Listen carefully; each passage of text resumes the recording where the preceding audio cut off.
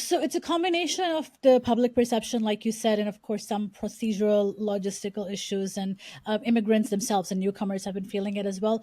Can we walk through the moment a little bit when the public support for immigration began to fade? What do you think? You've talked about the housing crisis and Yeah. the circumstances. What do you think else has fueled that shift? How do we go from celebrating immigration to disagreeing on how it's being done?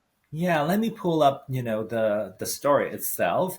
And, I'm just looking at the chart that shows the public attitudes, Canadian attitudes towards immigration. Mhm. In their response to this question, that survey, actually, this, public opinion survey by Environics actually started since 1977.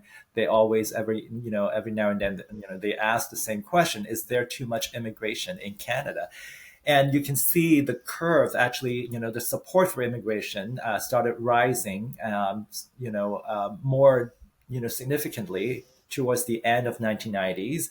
And it peaked in 2022, where 69% of respondents actually said they disagreed that there's Mhm. too much immigration in Canada. So if you remember, that's about the time when all this job vacancies started. We started recognizing more of the low skilled essential workers. Yeah. A lot of those actually migrant workers. But I wanted share a little bit more about that shift in the late '90s to up until 2022. I think that was a time when there's an economic boom. Yes, even though I think in 2008 we had that tech bubbles burst, right? The banking crisis. And then, there's a mini crisis with the IT sector at one point.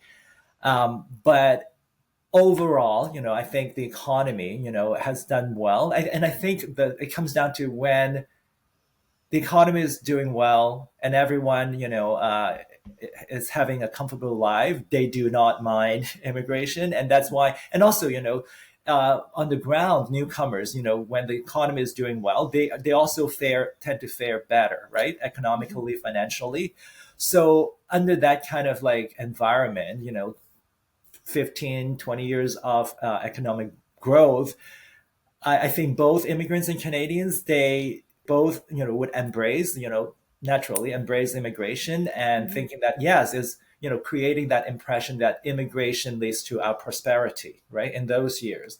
But then, after 2022, as we know, the economic environment actually shifted really quickly. So that perception actually, just Shifted too. cracked. Yeah, it just cracked, I think.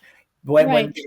economically, when people are not doing well, I think it's quite natural we explore answers why, or not necessary answers but Mhm. reasons, and then it's easier.